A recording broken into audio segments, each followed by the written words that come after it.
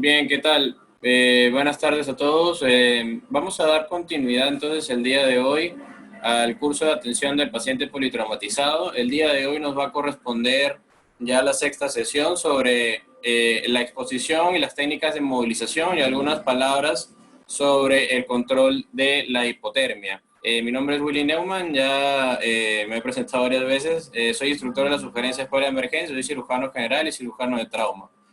Vamos el día de hoy entonces a comentar los siguientes puntos, los siguientes aspectos. En primer lugar, vamos a dar una introducción sobre la importancia de la exposición.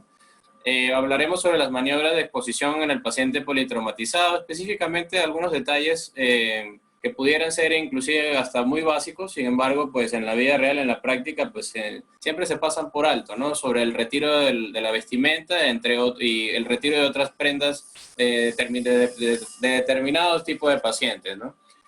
Vamos a hablar también sobre el rolón, la técnica básica de movilización en bloque del paciente, con un ejemplo bastante visual. Y hablaremos del rol de la hipotermia en el trauma y algunas estrategias para el control de la hipotermia que son bastante útiles al momento de la atención del paciente politraumatizado. Entonces, vamos a recordar este esquema que ya lo hemos visto en repetidas oportunidades en las otras telecapacitaciones. Ya hemos hablado del manejo de A, de B, de C y de D la última semana. Y el día de hoy entonces nos vamos a dedicar a la exposición y al control de la hipotermia, ¿no? Entonces, nuestra frase clave del manejo de esta letra o de este segmento del algoritmo es que el área menos expuesta será el área que está más afectada al paciente. Debemos asumir esto, ya que es una forma bastante precavida de poder manejar al paciente, puesto que evidentemente por muchas circunstancias, falta de tiempo, respeto al pudor del paciente, etcétera, uno hace la exposición a medias y el respeto al pudor obviamente siempre hay que tenerlo en cuenta, ¿no? Sin embargo, en el contexto del paciente politraumatizado, la valoración inicial siempre debe hacerse con el paciente desnudo.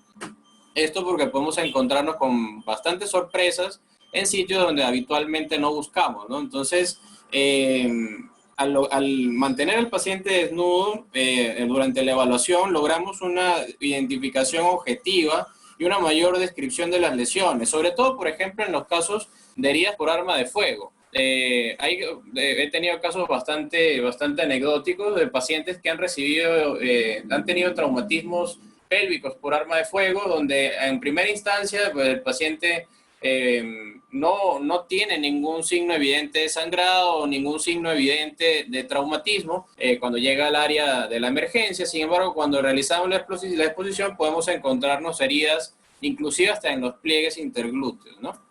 Entonces, recordamos la frase, la única parte del cuerpo que no está expuesta será la parte más severamente lesionada, ¿no? Entonces, esto nos va a nosotros a instar en nuestra práctica diaria a mantener un alto índice de sospecha, de ubicar todas las lesiones, por más mínimas que sean, en cualquier lugar de la anatomía del paciente, ¿no? Y otra cosa importante en el contexto en el que estamos hoy en día, más aún, pero siempre en la atención del paciente politraumatizado, es necesario optimizar siempre el uso de los equipos de protección personal y aplicar todas las medidas de bioseguridad de forma estricta, ¿no? Uno de los principales dogmas de la atención del paciente en la emergencia es asumir que el paciente tiene alguna condición particular que se pueda transmitir en cualquier momento de la atención al personal de salud que está atendiendo, ¿no? Entonces, vean que una de las principales ideas, una de las principales intenciones de la exposición del paciente es la localización de lesiones, sobre todo en regiones donde habitualmente no las encontramos, ¿no? Lesiones no visibles, ¿no? Por ejemplo, este caso, que es una paciente que fue referida en el centro donde me formé, fue referida a mi centro, por haber sufrido un accidente de tránsito.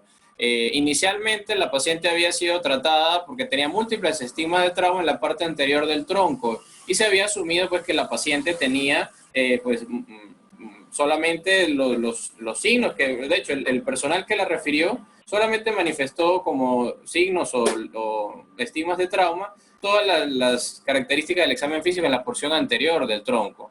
Sin embargo, cuando nosotros nos dimos la vuelta, hicimos el rolón y expusimos la región dorsal, encontramos esta lesión bastante importante. Y fíjense que la paciente ya tenía un drenaje torácico. Entonces, esta herida era un traumatismo torácico penetrante por arma blanca y la herida era una herida soplante, ¿no? Entonces, evidentemente, si tenemos un paciente que ya está drenado, esta herida fue pasada no fue advertida a tiempo o de forma inicial. Sin embargo, gracias a Dios, el examen físico de la paciente pues orientó a la presencia de un neumotórax derecho, por eso se le colocó el tubo. Sin embargo, la atención de este traumatismo torácico está incompleta, ya que la herida pues todavía permanecía abierta, permanecía sangrando, no se había controlado el sangrado, y esto probablemente estaba asociado a que no había sido evaluada por completo, no había sido expuesta de forma completa la paciente.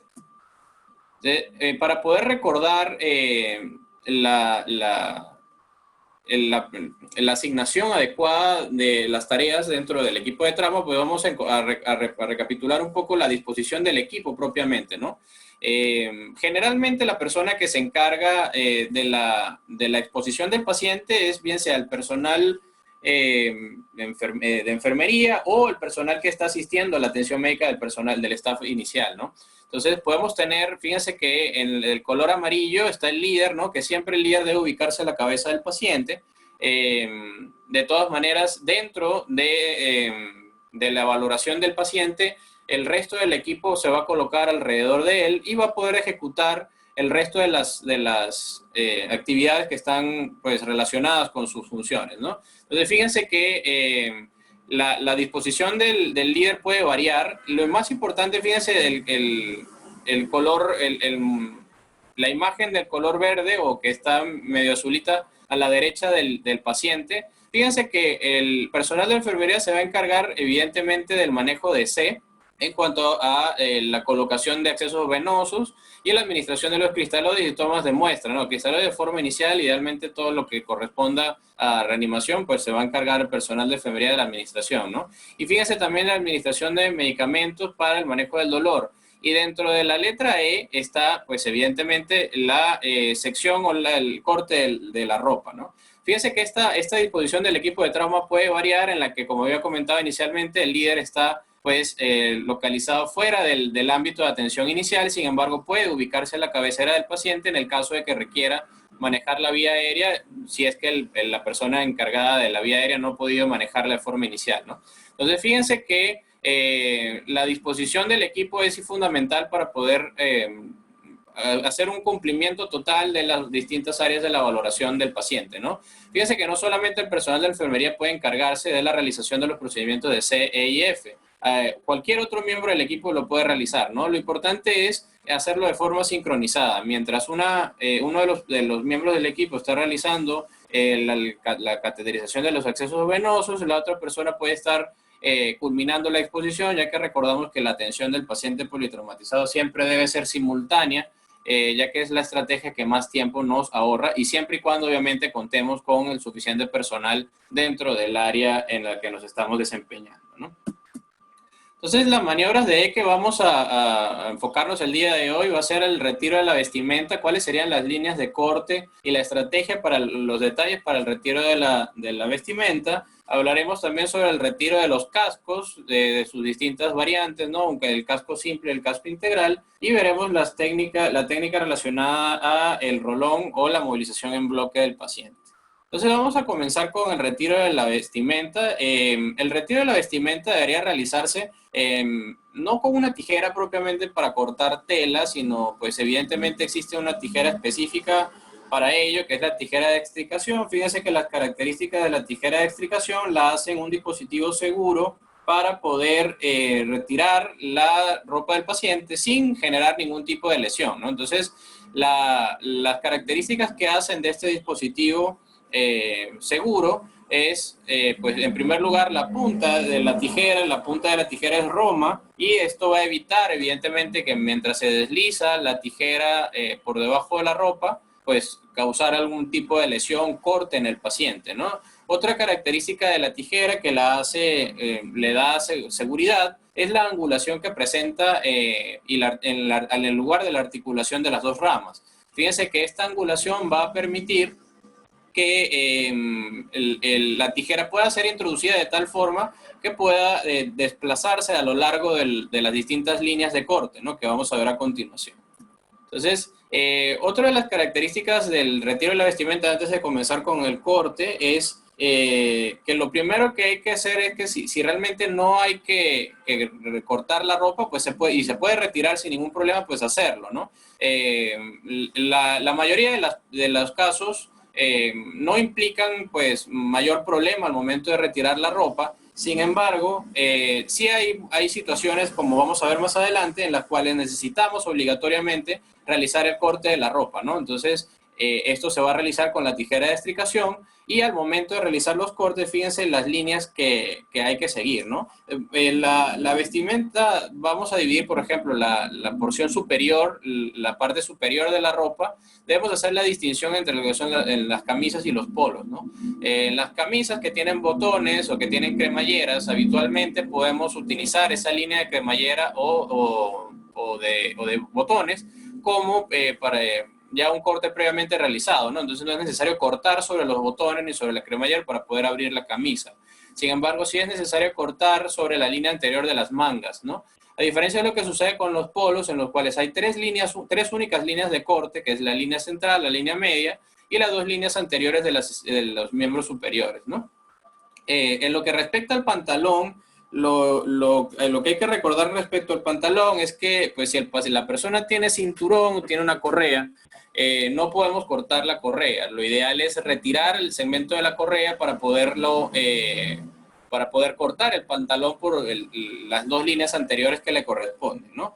El cinturón, pues realmente hay cinturones de muchos tipos y se pierde tiempo bastante cuando uno intenta cortarlos, ¿no? Sobre todo aquellos que son gruesos, etcétera, ¿no? Entonces, lo más importante de esto es que si se va a retirar el cinturón, se va a retirar cualquier prenda de vestir, medias, zapatos, etcétera, lo importante es retirar la pieza sin realizar movimientos bruscos, ¿no? Podemos generar inclusive desplazamiento de fracturas, podemos generar delujaciones, etcétera, o producir inclusive o desencadenar sangrados, hemorragias, haciendo movimientos simplemente al retirar la vestimenta. Entonces vamos a ver un ejemplo práctico, un ejemplo de la vida real en la cual pues hemos recurrido al uso de los dispositivos de la tijera de extricación para poder retirar la ropa del paciente, ¿no? Entonces, fíjense cómo el paciente nos llegó inicialmente pálido, llegó bastante pálido el paciente, con mucho dolor en la extremidad superior izquierda. El paciente, un albañil, un trabajador de la construcción que había tenido una caída de altura, y el paciente venía sujetando su brazo. Entonces, fíjense cómo hemos ido cortando, siguiendo las líneas de corte de la parte de la camisa, ¿no? Hicimos un corte, en primer lugar, del área que estaba más comprometida, y fíjense que en ningún momento hubo desplazamiento de la extremidad superior del paciente. Entonces, vamos a volverlo a revisar para que se pueda apreciar nuevamente, ¿no? Lo más importante en este caso es que si nosotros tuviéramos que retirar los segmentos de la ropa, lo más importante es realizar el corte completo de la línea, ¿no? No hacer rasgado ni corte con las manos o con algún otro dispositivo distinto. Entonces, fíjense cómo la secuencia no es tan prioritaria la dirección, bien sea de abajo hacia arriba, de arriba hacia abajo. Lo importante es generar una estrategia para que al momento de nosotros realizar el corte, las partes cortadas de la ropa, pues ya queden en la parte posterior del paciente y pueda ser fácil su retiro. En el caso de este paciente también, pues fíjense cómo concluimos el corte del polo por la línea media y posteriormente hacemos el retiro de la línea de corte del pantalón, ¿no? Entonces, el paciente no tenía ningún signo de trauma a nivel de extremidades inferiores y sin embargo, igualmente hicimos el retiro para poder, pues, examinar de forma completa al paciente. Era un paciente que se había caído desde más de 5 metros de altura, ya pues el paciente medía 1,60 m, más o menos. Esto obviamente es casi 3 veces su altura habitual, ¿no? Entonces, fíjense cómo nosotros igualmente seguimos con la línea media y todas las piezas quedan en la parte posterior para ya una vez que requiramos hacer la movilización del paciente, pues podamos retirarla de forma adecuada.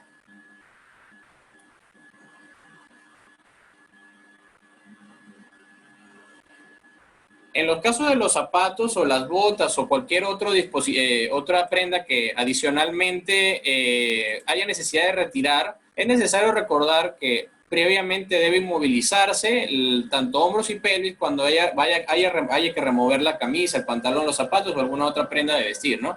El hecho de nosotros requerir tracción para poder retirar la prenda hace, pues obviamente, incluye o implica un riesgo del desplazamiento de estas lesiones, ¿no? Y por lo tanto generar tanto dolor como, sobre todas las cosas, hemorragia, ¿no?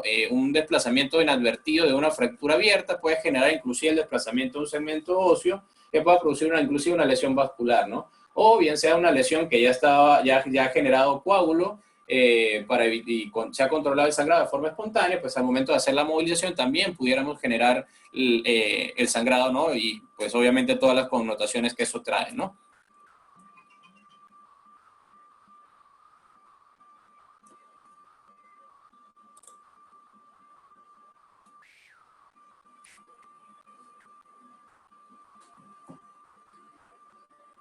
Okay. Bien, entonces una vez que hemos retirado la ropa, ¿qué es lo que vamos a hacer? ¿Qué es lo que debemos hacer? Siempre, en todo momento, una vez retirada la ropa, hay que recordar esta mnemotecnia o las tres E's, que son como una secuencia para que nunca olvidemos el destino, ¿no? De la ropa, ¿no? La vestimenta siempre puede ser utilizada inclusive como evidencia en procesos judiciales, y por eso es importante siempre embalarla o agruparla en un recipiente o en una bolsa, etcétera. Posteriormente etiquetarla de forma adecuada con la identificación del paciente. En el caso de que requiera pues ya ser entregada, pues se hace la entrega de la misma al personal de seguridad encargado, ¿no? O a todas los profesionales que estén encargados del proceso que se vaya a realizar, ¿no? Y lo más importante siempre es evitar alterarla lo más posible, ¿no? Una de las cosas que se puede o hay que estar atento, mejor dicho, es que al momento de hacer los cortes por las líneas, tratar de evitar el cortar a través de los sitios de orificios en los casos de lesiones por arma de fuego, los sitios de quemadura, si hubiera áreas de sangrado, corte, manchado, etcétera. Tratar de evitar estas zonas, ¿no? Esas líneas rectas, obviamente hay que tratar de mantenerlas de la forma pues, más uniforme posible. Sin embargo, no es que no vamos a poder, hay que cortar obligatoriamente por esa zona, ¿no? Lo ideal es, como les digo, preservar la evidencia lo más posible, porque no sabemos pues, que esto pudiera tener alguna connotación médico-legal más adelante, ¿no? Una de las prendas más importantes o uno de los accesorios más importantes que generalmente requerimos retirar en las áreas de emergencia son los cascos. Entonces, fíjense que los cascos tienen distintas características, ¿no? Entonces, antes de explicar las características del retiro del casco, hay que tener en consideración algunos aspectos fundamentales de ellos, ¿no? En primer lugar, se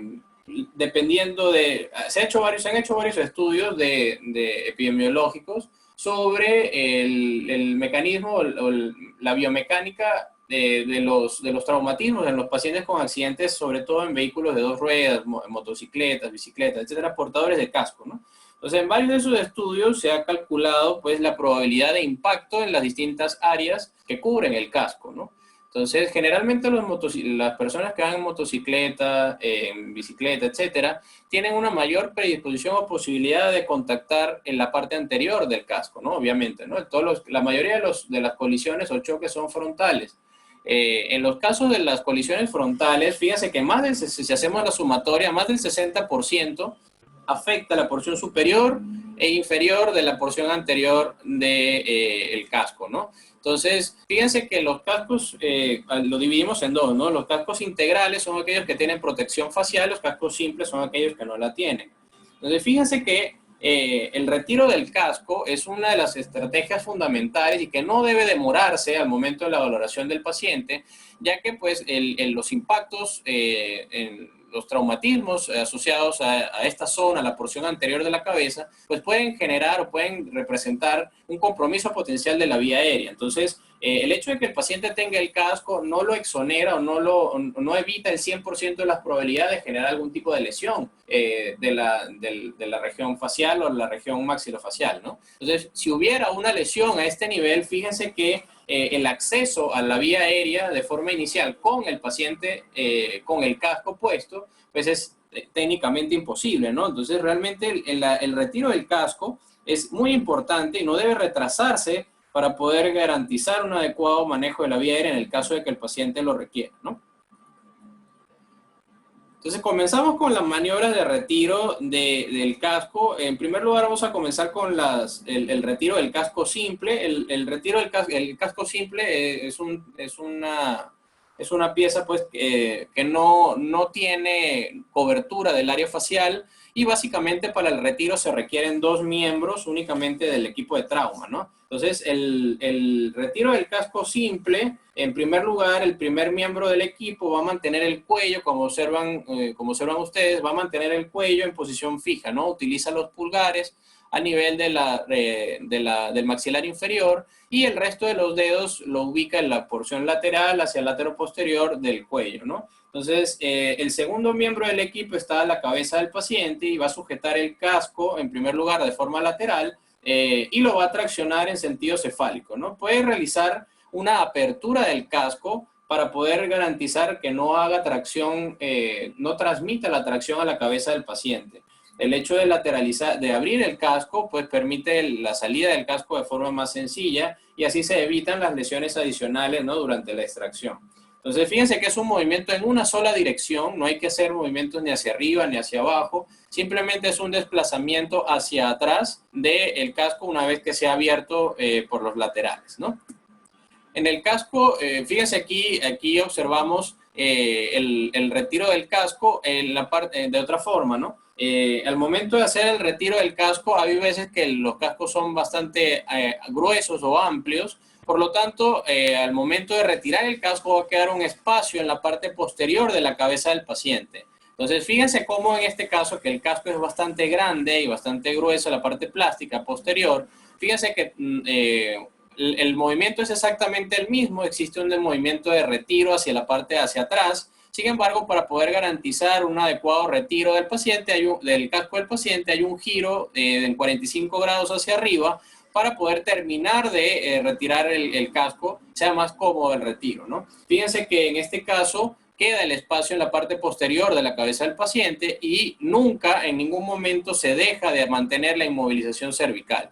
En este momento es cuando se recomienda la colocación del collarín cervical en el caso de que el paciente tenga criterios para la colocación que ya hemos visto en las indicaciones previas, ¿no? Entonces, en el caso del casco integral, fíjense que la protección del casco integral y la protección anterior ocluye completamente la vía aérea. Entonces, fíjense aquí en el esquema que les coloco, fíjense que toda la porción de la boca, la nariz, etcétera, puede estar cubierta por la porción anterior del casco integral. Entonces, al cubrir la cara de la víctima, hay una dificultad implícita para el manejo o el abordaje de la vía aérea. Entonces, estos cascos integrales son cascos de una pieza, o sea, no se desarman. Entonces, el retiro debe seguir un patrón, una secuencia de movimientos de parte de los 2 miembros del equipo de trauma que están realizando la exposición, ¿no? Entonces, fíjense cómo en el siguiente video vamos a ver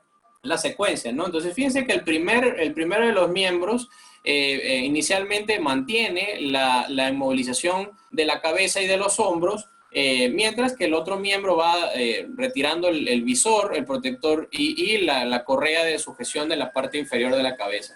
El segundo paso es mantener la inmovilización del cuello, mantener el cuello en una posición fija. Fíjense cómo igualmente utilizamos los pulgares en el maxilar inferior y el resto de los dedos en los laterales de la porción posterior.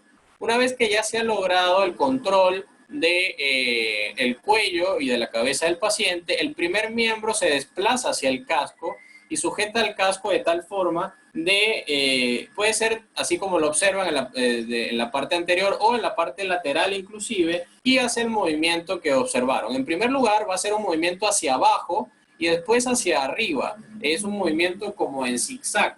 Esto debido a que si la pieza facial se retira de forma unidireccional, como el casco simple, al momento de retirar, pues la nariz y el resto de los tejidos blandos de la pirámide nasal, pues van a sufrir alguna lesión, pueden sufrir alguna lesión, bien sea por excoriación, por fricción, por el mismo retiro del casco, ¿no? Entonces, fíjense que una vez que el paciente se le ha retirado el casco, se le coloca el collarín cervical, ¿no? Entonces, la otra forma de realizarlo, como les comento, es sujetarlo de forma lateral, ¿no? Entonces, en primer lugar se hace la tracción, recapitulamos, ¿no? En primer lugar hacemos la tracción hacia adelante, o más que una tracción es como una angulación del casco hacia adelante y hacia abajo, para poder en ese momento flanquear la porción distal del casco, franquee la porción anterior del cuello, de la cara, de la nariz del paciente, y una vez que se realiza esta angulación, se realiza la tracción en el sentido posterior del casco para poder rectificar el eje, ¿no? En estas circunstancias, la tracción siempre debe mantenerse, la tracción del casco siempre debe mantenerse hasta el momento de su retirada y estar atentos con el espacio nuevamente que queda en la parte posterior de la cabeza del paciente. Entonces, otra vez hacia abajo, y hacia arriba y hacia atrás, ¿no? Y finalmente se coloca el collarín cervical. Fíjense que este casco, el mismo peso del casco predispone a movimientos bruscos del cuello. Este paciente se ha movido muy poco, la cabeza se ha movido muy poco, pero en algunas circunstancias el mismo peso del casco genera este riesgo implícito, ¿no? Y esto puede incrementar el riesgo de lesión cervical. Entonces, en el caso del prehospitalario, una vez que manejen ya el paciente en el sitio de la escena, ¿no? Y le hayan colocado el collarín, etcétera. Si es que no lo han colocado previamente, pues siempre es importante que se mantenga el collarín durante el traslado y al momento del retirar del casco, ¿no? Si el paciente no tiene collarín, pues ya hacemos la secuencia que hemos observado anteriormente, ¿no? Otra estrategia, otra posibilidad también es mantener el casco fijo en la tabla espinal o durante la camilla del traslado, ¿no? Entonces, en el caso de que obviamente no haya compromiso asociado a la vía aérea. Una vez retirado el casco, una de las cosas que también que se nos olvida y que, bueno, depende también de la circunstancia donde nos encontremos, ¿no? En el ambiente en el que nos encontremos. Pero fíjense, por ejemplo, un paciente que tuvo un accidente en moto y al momento de nosotros evaluar el casco, revisar el casco, observamos que había un orificio en el casco en la parte lateral. Entonces, este paciente tuvo el accidente probablemente porque recibió una herida por arma de fuego a nivel del cráneo. Entonces, esto es importante siempre revisarlo, ¿no? Ver si hay algún signo de que el casco haya recibido algún impacto importante, bien sea, como le digo, por un proyectil, por el mismo traumatismo con el objeto contuso, etcétera, ¿no? Entonces, esto es importante recordarlo. Y, nuevamente, mantener la estabilidad cervical siempre a través de la maniobra de movilización manual una vez que se realiza el retiro del casco.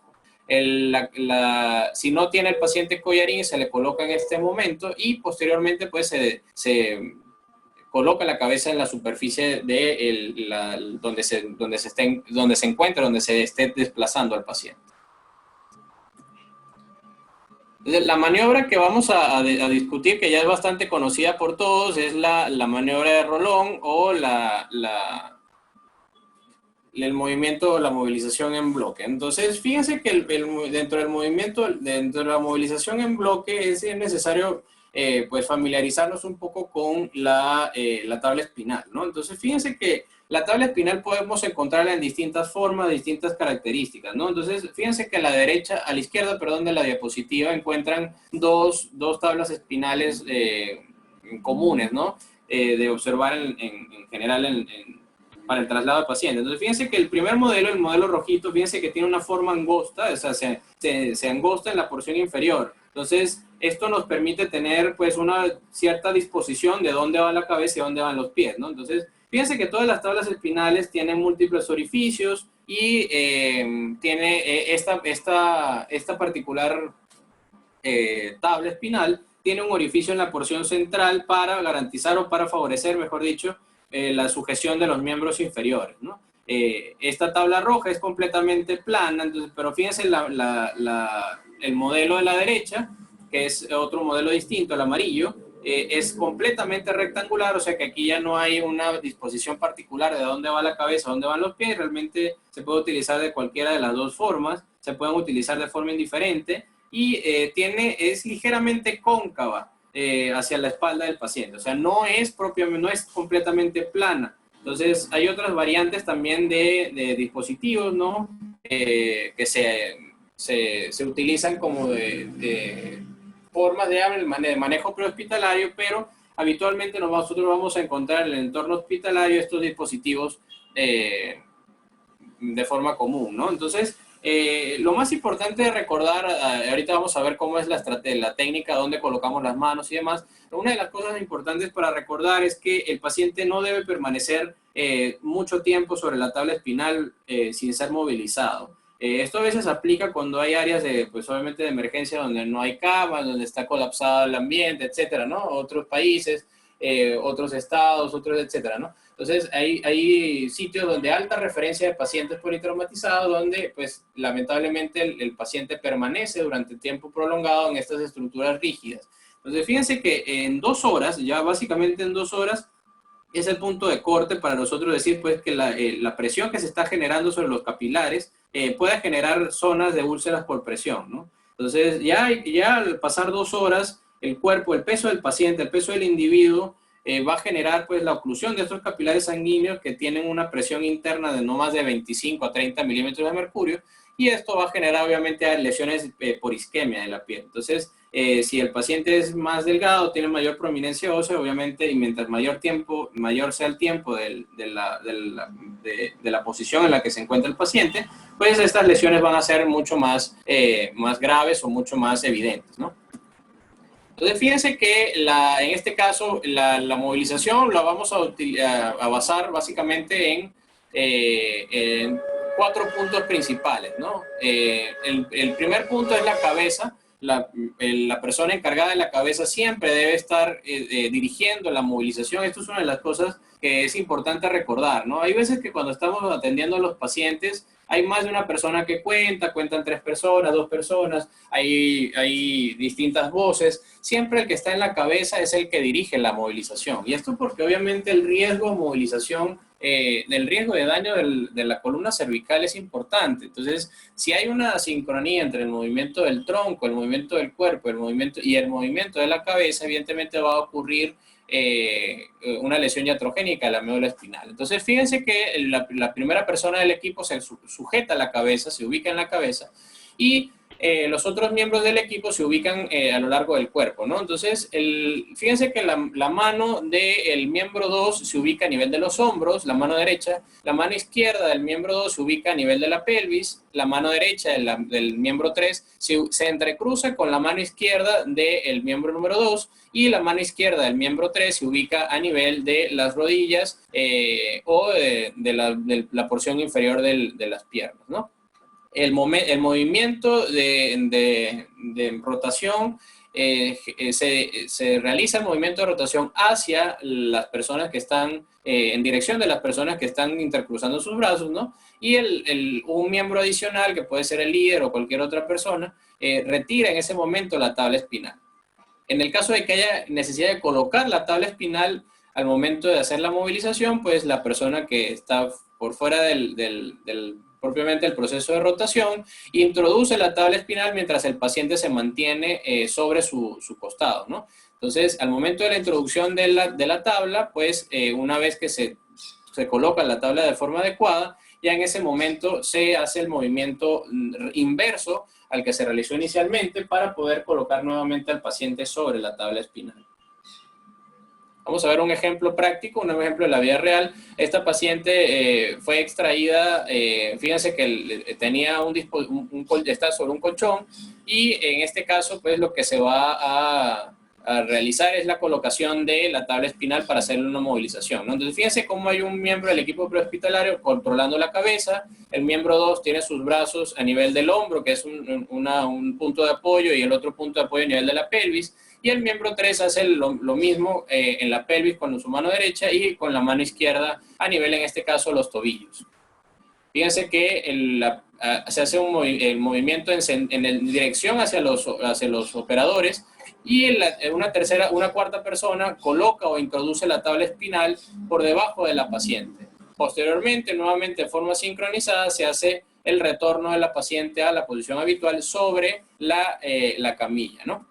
En este caso sobre la tabla espinal. Esta paciente iba a ser trasladada a otro centro, y pues obviamente siempre vamos a hacer este tipo de movimientos cuando haya necesidad de movilización de los pacientes. Entonces, fíjense que la movilización de los pacientes debe ser siempre lo menos posible, ¿no? El principio fundamental de la movilización, de la exposición, es inicialmente la ubicación y la identificación de las lesiones, y en lo que respecta a la movilización del paciente, tratar en la medida de lo posible de hacer toda movilización ya habiendo controlado o inmovilizando las lesiones previas. Es decir, si yo me estoy dando cuenta que tengo una fractura abierta de fémur, debo recordar que el proceso de movilización debe realizarse de la forma, pues, menos brusca posible, y además garantizando que este foco de lesión, pues, sea inmovilizado de forma adecuada. Entonces, lo más recomendable siempre es hacer la exposición completa, y para poder realizar la exposición completa, pues es necesario tener al paciente desnudo, como les he comentado, ¿no? Pero, ¿qué sucede cuando tenemos a los pacientes desnudos? Cuando el paciente está desnudo, pues viene la hipotermia, ¿no? La hipotermia es uno de los principales enemigos del paciente politraumatizado. Entonces, luego de la exposición siempre tenemos que prestarle atención a todos estos factores ambientales, ¿no? Tenemos un paciente que está sin vestimenta, un paciente que viene probablemente perdiendo calor desde el momento de su accidente. Además de esto, tenemos ambientes o temperaturas frías ambientales que también predisponen a la disminución de la temperatura corporal del paciente. Entonces, fíjense que el paciente ya propiamente desde el punto de vista fisiopatológico tiene una pérdida importante de su capacidad de generación y control de la temperatura. Entonces, el paciente politraumatizado es muy lábil, y de hecho es tan lábil que la hipotermia, a pesar de que es uno de los principales factores de mortalidad asociada al paciente politraumatizado, pues ejerce una influencia muy importante en distintos aspectos de lo que es el establecimiento de la tríada mortal. La hipotermia es uno de los elementos de la tríada mortal. Hoy en día también lo llamamos diamante de la muerte. Entonces, fíjense que es por esto importante hacerle una mención específica dentro de esta telecapacitación, ¿no?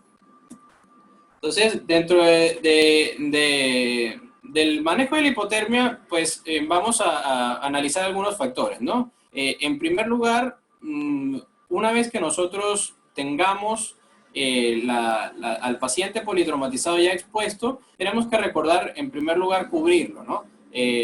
Ya sea con distintas formas, ¿no? Podemos cubrirlo con mantas térmicas, algunos calentadores que existen, etcétera, ¿no? De todas maneras, también al momento de retirar la vestimenta, en los casos de que pacientes tengan la vestimenta húmeda, también de esa forma prevenimos un desarrollo adicional de la hipotermia, ¿no? Entonces, el control del ambiente, importante recordarlo siempre, y la administración de los cristaloides, que vamos a ver más adelante, de las soluciones, también es importante tener presente que la administración de líquidos fríos también predispone a la hipotermia. Entonces, las definiciones clásicas de la hipotermia son las siguientes, ¿no? Entonces, nosotros podemos tener a un paciente en hipotermia siempre y cuando esté por debajo, su temperatura corporal esté por debajo de 35 grados centígrados. Entonces, clásicamente la hipotermia en general, hablamos de en general hipotermia en todos los aspectos, podemos clasificarla en leve, moderada y severa o profunda dependiendo de la temperatura corporal. Entonces, la hipotermia leve el rango de temperatura está entre 35 y 32 grados centígrados, la moderada entre 32 y 28, y la severa o profunda en menos de 28 grados centígrados. Pero en el trauma esto no aplica tan precisamente o tan exacto. O sea, el rango, o mejor dicho, el valor tolerable de hipotermia en los pacientes politraumatizados es mucho menor y cambia, de hecho. Entonces, el paciente politraumatizado tiene Fíjense que la tolerancia a la hipotermia es mucho menor y hablamos de una hipotermia leve cuando está entre 35 y 34 grados centígrados, la hipotermia moderada entre 34 y 32 y la hipotermia severa y profunda ya por debajo de 32 grados centígrados. ¿Cuáles serían los síntomas que nosotros podamos identificar en los pacientes con hipotermia, ¿no? En primer lugar, de forma inicial vamos a encontrar los escalofríos. Los escalofríos son mecanismos para génesis de calor. Entonces, los escalofríos en todas las extremidades son el primer indicio de que el paciente ya tiene hipotermia. En la medida en la que vamos avanzando, las manifestaciones clínicas son mucho más complejas, ¿no? En primer lugar, empieza a alterarse el estado de conciencia y empieza a incrementarse la frecuencia respiratoria. Mientras menor sea la temperatura, la frecuencia respiratoria va a incrementar. Y además, aparte de esto, nosotros vamos a encontrar compromiso de otros órganos y sistemas. Una vez que el sistema ventilatorio ya alcanza pues un valor de temperatura mucho menor, ya ocurre el mecanismo contrario. Ya en vez del paciente hiperventilar, comienza a haber hipoventilación y la principal afectación va a ir de la mano de el compromiso de la esfera cardiovascular. Fíjense que ya en valores bajos críticos de temperatura existe una mayor posibilidad, una mayor predisposición a la génesis de fibrilación ventricular y finalmente ocurre pues la disminución progresiva de la contractilidad y esto genera finalmente la parada cardiorrespiratoria en el paciente. Entonces vamos a resumir la hipotermia en lo siguiente, ¿no? Entonces, básicamente, si tuviéramos que definir la hipotermia nuevamente, entonces tendríamos que decir que es la pérdida o la incapacidad de regulación de la temperatura corporal. O sea, todos los mecanismos de regulación de la temperatura corporal están superados por las noxas o los agentes que están dañando la producción del trauma del paciente, ¿no? Están produciendo el trauma en el paciente. Entonces, generalmente los mecanismos de control de temperatura obviamente están ya bastante bien definidos y lo más importante recordar desde el punto de vista fisiopatológico es que el hipotálamo es quien controla esto, ¿no? El hipotálamo produce una serie de hormonas que afectan múltiples tareas del organismo y una de ellas es el control de la temperatura, ¿no? Entonces, el control hipotalámico de la temperatura pues incluye la conservación del calor a través de vasoconstricción periférica y también los mismos escalofríos, ¿no? Y todo esto está influenciado por una serie un balance hormonal importante, ¿no? Entonces, la producción del calor va a incrementarse siempre con las contracciones musculares y los escalofríos. Entonces, el hecho de nosotros encontrar los escalofríos, pues, es darnos cuenta de que este es uno de los últimos recursos que tiene el cuerpo para mantener la temperatura corporal. Entonces, los mecanismos para la pérdida del calor tenemos varios, ¿no? En primer lugar, el más significativo en el contexto del trauma es la pérdida por radiación, ¿no? Que puede representar inclusive más de la pérdida de la mitad del total del calor del cuerpo. Otras formas de pérdida de pérdida de calor, como la conducción, la convección, que implican transferir el calor a otro objeto o al aire, son menos importantes o menos comunes en cuanto al trauma, pero sí son más importantes en el otro tipo de hipotermia asociada a la exposición ambiental o accidental.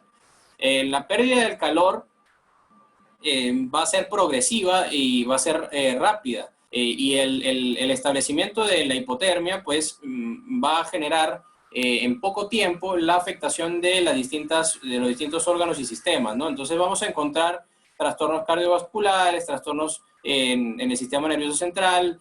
Por ejemplo, los trastornos cardiovasculares principales, el corazón en general es el principal órgano blanco de la hipotermia, o sea, afecta principalmente el corazón, y entre ellos, obviamente, entre los efectos adversos que vamos a encontrar en la hipotermia va a ser la vasoconstricción, la presencia de taquicardia, va a incrementarse el trabajo metabólico cardiovascular, y mientras menor sea la temperatura, esto va a generar la respuesta inversa, ¿no? Mientras menor sea la temperatura, va a generarse bradicardia, va a disminuirse el gasto cardíaco, va a haber hipotensión y electrocardiográficamente puede haber inclusive cambios, ¿no? Sobre todo en el segmento PR.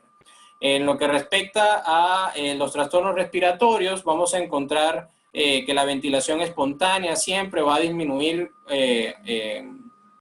asociado al descenso, a la disminución del metabolismo durante la hipotermia. Y se genera inicialmente un aumento de la frecuencia respiratoria, sobre todo en la hipotermia leve. Sin embargo, la hipotermia severa, nuevamente, mientras menor sea la temperatura, ocurre la respuesta contraria y más grave, ¿no? Que sería la depresión del sistema del centro respiratorio, que puede llevar al paciente a apnea y posteriormente requerir apoyo ventilatorio, ¿no? Entonces, desde otro punto de vista también podemos encontrar trastornos renales, al disminuir la perfusión renal va a ocurrir oligoanuria. En lo que respecta a la administración inclusive de los fármacos, ahí existe una alteración de la farmacocinética de los medicamentos, incrementa en general el consumo de oxígeno, que vemos que en el contexto del shock es algo obviamente grave.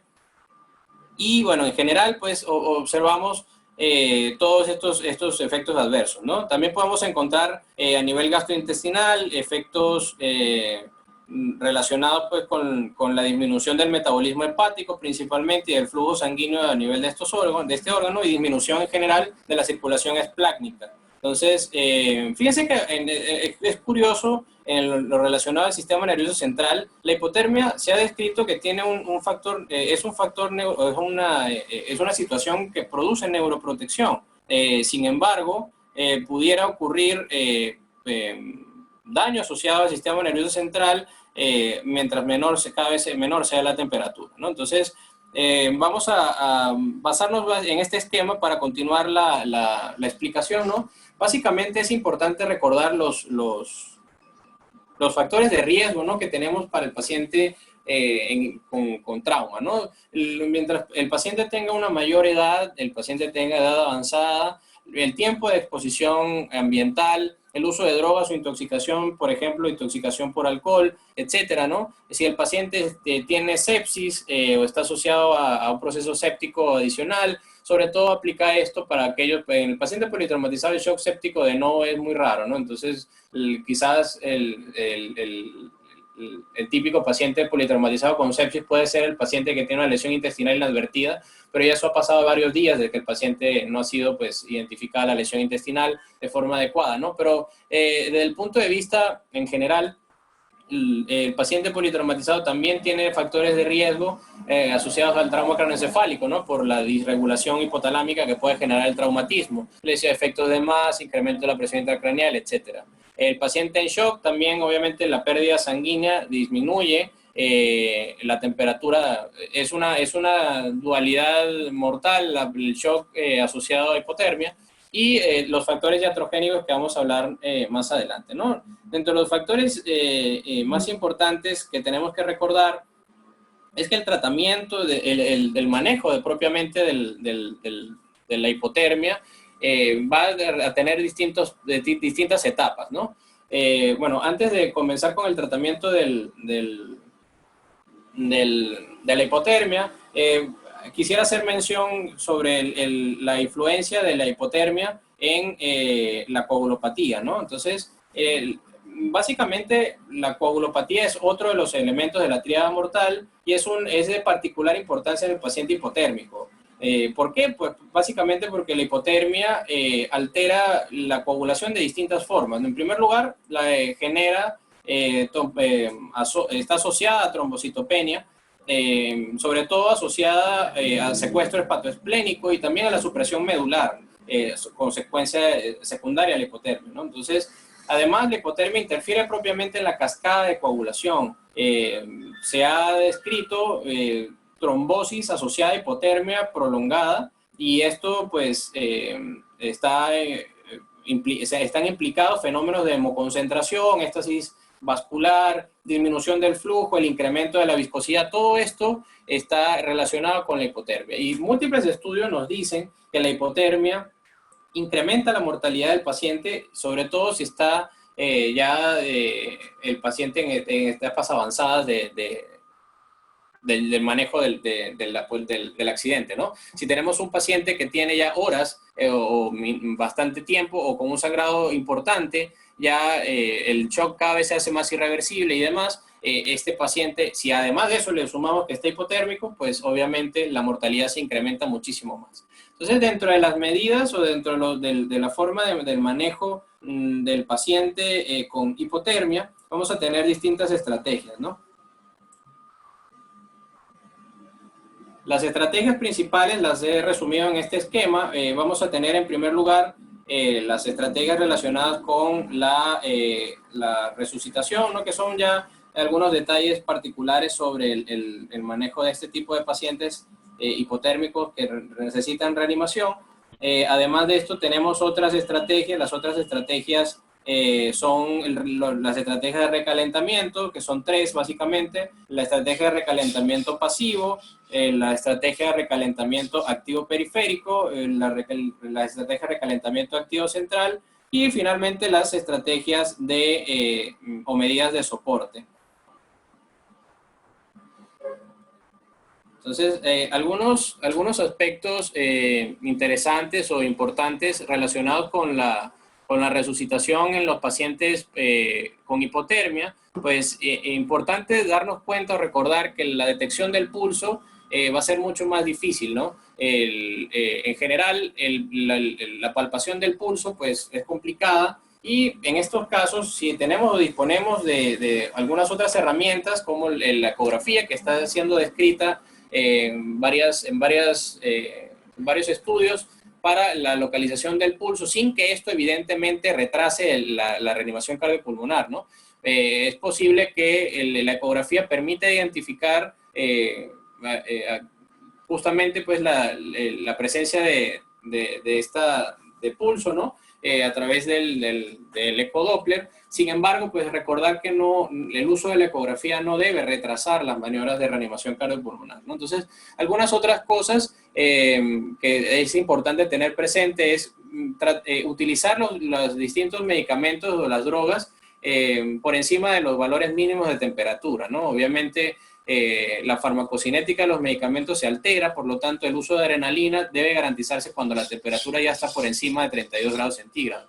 En los casos de los que el paciente esté entre 30 y 35 grados centígrados, pues es necesario duplicar inclusive la dosis de los medicamentos relacionados con el manejo avanzado, cardiovascular avanzado, y en los casos de la reanimación, pues al momento de nosotros hacer la reanimación, debemos simultáneamente realizar un recalentamiento de forma progresiva y garantizar que los esfuerzos ya se suspendan una vez que el paciente ya esté con una temperatura aceptable, ¿no? El paciente no debe de declararse que ya se ha perdido el paciente o que está muerto hasta que el paciente se logre calentar, y ya una vez realizado o completado los esfuerzos de reanimación cardiopulmonar con el paciente caliente y ya hayan sido fallidos, pues ya en ese momento, en esa circunstancia, ya pues se puede declarar propiamente como que ya está muerto, ¿no? Las estrategias de recalentamiento pasivo básicamente se basan en mantener el ambiente cálido y seco. Utilizamos aislamiento con mantas. Hay algunas mantas que están hechas de material como papel aluminio, etcétera. El paciente, si está consciente, otra estrategia pasiva es permitirle que se movilice, se mueva. Sin embargo, esto debe ser de forma persistente, o sea, que el paciente se mueva de forma continua, permitírselo si el paciente está consciente. En lo que respecta al recalentamiento activo, vamos a comenzar con el recalentamiento activo periférico. Esto se basa básicamente en el uso de almohadillas, almohadillas térmicas que se pueden utilizar, los métodos radiantes, la utilización de lámparas con fuentes de calor, y también el uso de mantas de calentamiento de aire forzado que generan un cambio de inclusive hasta 2 grados centígrados por hora, ¿no? Entonces, este tipo de mantas añaden una corriente de aire caliente que también permite, obviamente, el calentamiento adecuado del paciente. Una de las cosas importantes antes de avanzar con el calentamiento, la estrategia de calentamiento central, es recordar que el hecho de que nosotros hayamos mejorado la temperatura no quiere decir que el paciente pues ya haya salido del riesgo, ¿no? Puede producirse, o se ha descrito inclusive, una caída en la temperatura corporal central durante el recalentamiento.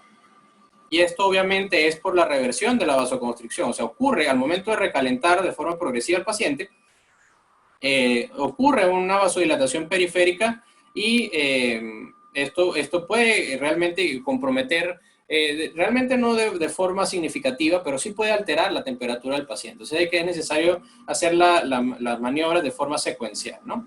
En lo que respecta entonces al calentamiento activo central, son ya medidas un poco más sofisticadas. Se pueden utilizar gases como inclusive oxígeno, humidificado y caliente, que se pueda administrar a temperatura tolerable, ¿no? Inclusive a través de tubos endotraqueales se utilizan los líquidos intravenosos tibios, que es una de las medidas más accesibles que tenemos en nuestros ambientes. Y básicamente se utilizan desde los microondas convencionales hasta otros dispositivos más avanzados que son infusores propiamente de los líquidos, ¿no?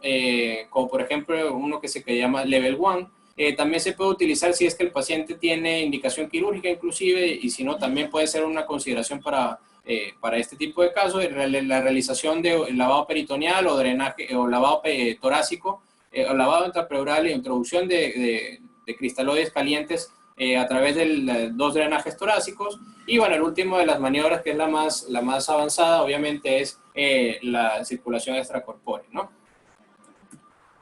Entonces, fíjense que dentro de las estrategias de recalentamiento pasivo, pues el recalentamiento, sí, el recalentamiento pasivo básicamente involucra la utilización de estos dispositivos elementales o de estas estrategias elementales, más que todo ambientales. Ya cuando hablamos de recalentamiento activo, ya en este caso, al hablarse de recalentamiento activo de superficie, pues esto implica la aplicación de calor a la piel, las mantas, las lámparas, etcétera. Y en este caso, el uso de estos dispositivos igualmente requieren el seguimiento adecuado, porque, pues, como hemos comentado, el recalentamiento pasivo, activo superficial o de superficie tiene un riesgo implícito, ¿no? Que es, en primer lugar, ocurre un lento recalentamiento del centro del cuerpo, ¿no? Y en los casos de las víctimas que tienen ya hipotermia ya bastante importante, puede inducirse un shock de recalentamiento, ¿no? Entonces, el shock de recalentamiento es lo que mencioné anteriormente, ocurre una vasodilatación y hay una movilización de la sangre fría hacia la capa más externa de la piel. Entonces esto va a generar una mayor caída de la temperatura central, ¿no?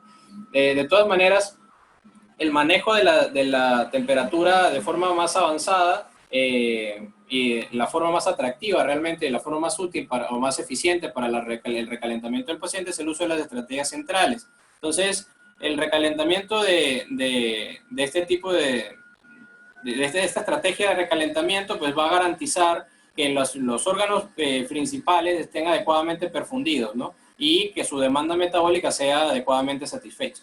En el ejemplo que les comenté anteriormente, el uso de los drenajes torácicos, pues el lavado tiene unas características iniciales, ¿no? Particulares. Entonces, en primer lugar, se parte de la colocación de dos drenajes torácicos a nivel intercostal, de 32, de 36 French puede ser, y puede colocarse,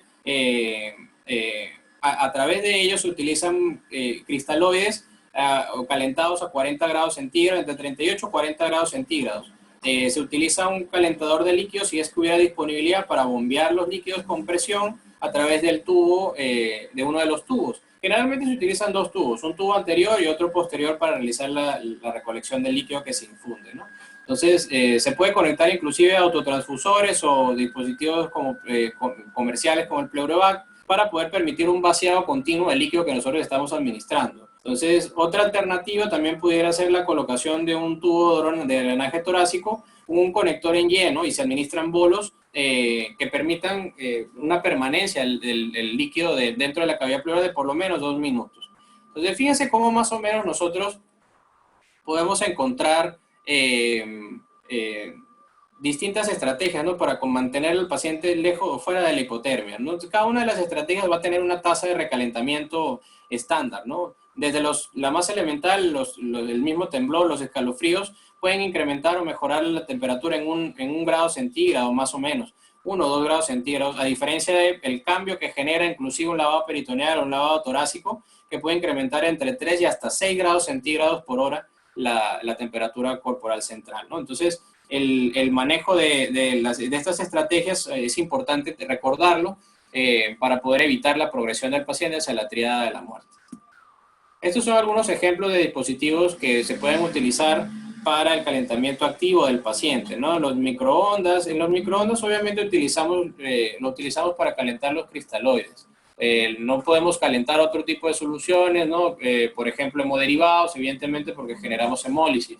Pero sí podemos utilizar otros dispositivos que están destinados justamente para el manejo de estos en los bancos de sangre, ¿no? Tenemos también otros aparatos o equipos que están dedicados exclusivamente al calentamiento de las bolsas de cristaloides, los calentadores que incluyen infusores de altos volúmenes, como el Hotline que observan ahí, o el Level 1, y otros dispositivos también para el recalentamiento de superficie, que son los ventiladores o calentadores para mantas térmicas, que incluyen la corriente de aire caliente y permiten el calentamiento del paciente, no solamente con la colocación de la manta, sino también con la administración de aire o de flujo de aire caliente hacia el paciente, ¿no? Bien, entonces, para concluir, nosotros pues básicamente debemos recordar que la exposición sistemática del paciente es la clave para la identificación de las lesiones, ¿no? Si nosotros no realizamos una adecuada exposición, vamos probablemente a caer en el error de tener lesiones inadvertidas, y recordamos que el hecho de tener en mente la idea de que el área menos expuesta será la más lesionada nos va a prevenir justamente de tener este tipo de situaciones complicadas, ¿no? Existe un riesgo implícito de la hipotermia durante la exposición. El hecho de nada más retirar la vestimenta ya disminuye o incrementa, mejor dicho, la exposición del paciente a la temperatura que no es la ideal, probablemente en el contexto en el que se encuentra el paciente politraumatizado. La hipotermia hay que darle importancia básicamente porque es uno de los elementos de la tríada mortal, de las tres es la más olvidada, le prestamos más atención a la acidosis, le prestamos más atención a la coagulopatía, pero la hipotermia es el gran catalizador de ambas. La hipotermia empeora la coagulopatía y además altera el metabolismo de los distintos tejidos y por lo tanto influye indirectamente en el desenlace del paciente, ¿no?